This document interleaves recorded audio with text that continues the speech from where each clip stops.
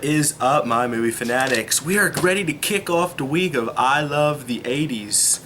I am in my Kip Wilde persona, I guess you would want to call it. I hope you guys enjoyed the introduction and got a good laugh out of it.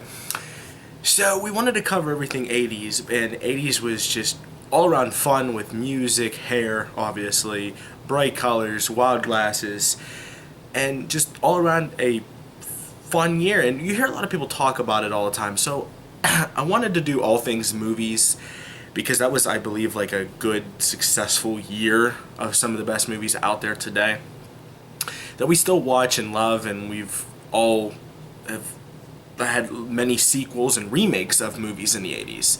And they consider that the year of the 80s the greedy age, because a lot of people made these movies to make money. They wanted to make money. They had ideas and visions, and that's what they did in the 80s. So since it was the greedy year, I was going to take the top movies of the 1980s. Now, I was going to take it based off of, what the internet says and stuff. But what's hard about that is that, well, you really can't, because everybody has a different opinion. I read a lot of blogs. I read a lot of, like IMDb, but it was in no order. It was just voted by what people said, and everybody has different opinions. So let's take the top grossed movie of the 80s of that year.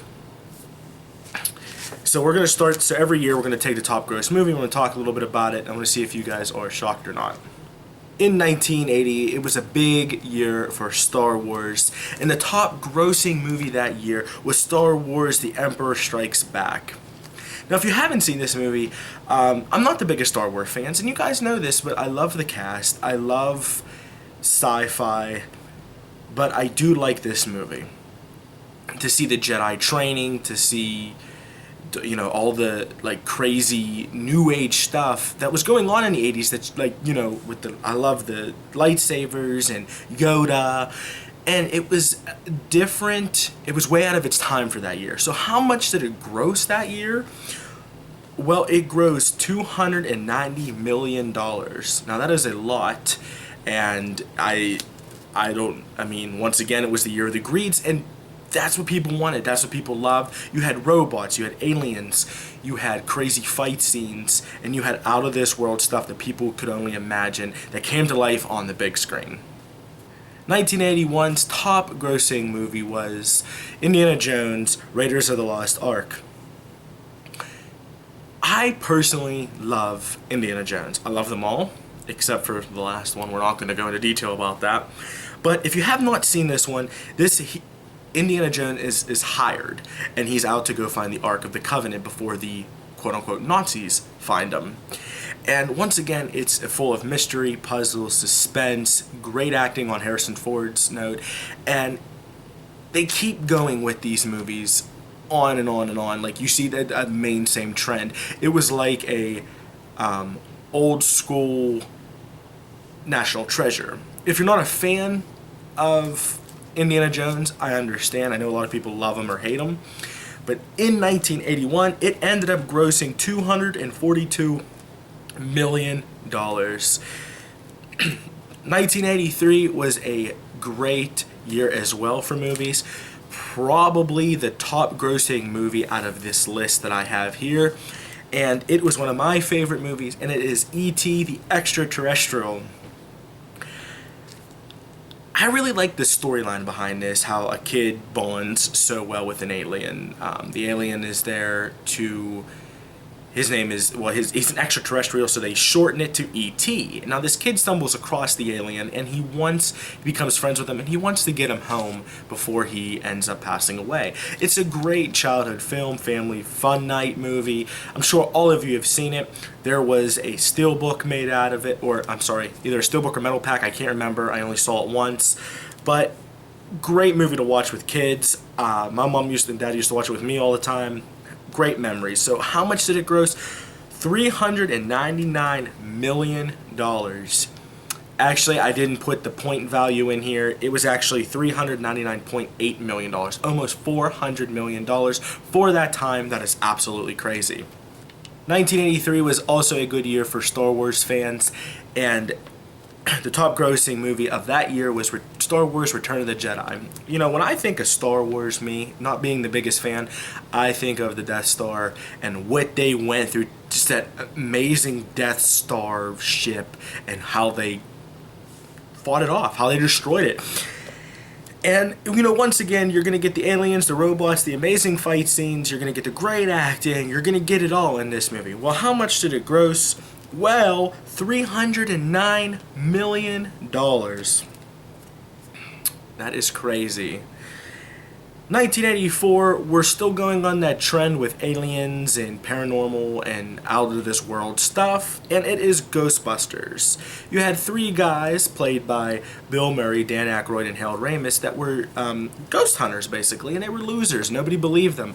Well, they got together, they took all of this stuff out of their garage, all over the place where they can find it, and they made ghost hunting guns. And they hunt down these ghosts, and they work with a ghost to save the world. How much did it gross? Well, $238 million. 1985 was also another sci-fi movie, but it was something a little bit different. Instead of aliens and robots and sci-fi fights with laser guns, they used time. Now, we've always been fascinated by time travel. We've always wanted it to happen. So in 1985, Back to the Future was released, and it grossed a whopping $210 million. Back to the Future is very unique because we had Michael J. Fox and Christopher Lloyd team up to go back in time with the DeLorean. We all remember the DeLorean. If you don't even like the movie, you know what the DeLorean was. Go back in time to find Michael J. Fox's parents, to make them fall in love again, so he is born. 1986, they wanted to branch away from the sci-fi stuff completely, and they came out with a movie called Top Gun. If you haven't seen Top Gun, it is about a pilot who is going to school in the Navy to become the best pilot, and he learns from some civilians how to be a crazy, off-the-wall pilot. And, you know, he tries to prove that what the book says isn't the best. It's fun, it's wild. If you love war movies and plane movies, this is the way to go. You're gonna see a lot of crazy plane tricks and great acting. And that movie grossed $176 million. In 1987, we've seen pretty much every genre except for horror and comedy. Well, now it is comedy's turn with Three Men and a Baby. This is a fun, classic movie. It ended up grossing $167 million, and it stars Tom Selleck, Steve Guttenberg, and Ted Dawson. Now, they are three bachelors, and they're all friends, and they stumble across a baby of one of the exes. And how they raise this baby? Well, they're three men, they're bachelors, they've never dealt with a baby, and they have to raise it and do all the fun stuff that, you know, a bachelor guy would do with a baby. It's fun, it's challenging, you're going to see a lot of laughs, you get to see a lot of men jokes, and women get a kick out of it. And it's all around a great story. In 1988, we had Rain Man. It grossed $172 million, and it starred Dustin Hoffman and Tom Cruise. Now, Dustin Hoffman plays a MR person. He is handicapped, and he does a phenomenal job. And Tom Cruise is his brother and teaches him how to survive in the real world and how to live life to the fullest and look past his handicap. Great film, very heartwarming, it can be a tearjerker at times. All in all, great film. Last but not least, in 1989, we still see these movies being made today, and it is Batman with Michael Keaton and Jack Nicholson, and it grossed a whopping $251 million. Now we see a great performance by Jack Nicholson playing the Joker. Michael Keaton plays the Batman, and you really, out of the Batmans next to the Dark Knight series, of course, is probably everybody's favorite. Everybody knows Batman, everybody loves him, but also you get to see the cool gizmos, gadgets that Batman uses. Jack Nicholson performs a great, loud, crazy Joker, as I already said. All in all, it's a fun movie. So guys, that's the highest grossed movie by year of the 80s. I hope you guys enjoyed this video. It's kind of interesting to see what they gross, because we've seen a lot of these movies. I know I've seen most of them numerous times, and some of my favorite movies today. So keep your eyes open for another video tomorrow for I Love the 80s Week. And as always, everybody, take care and happy watching.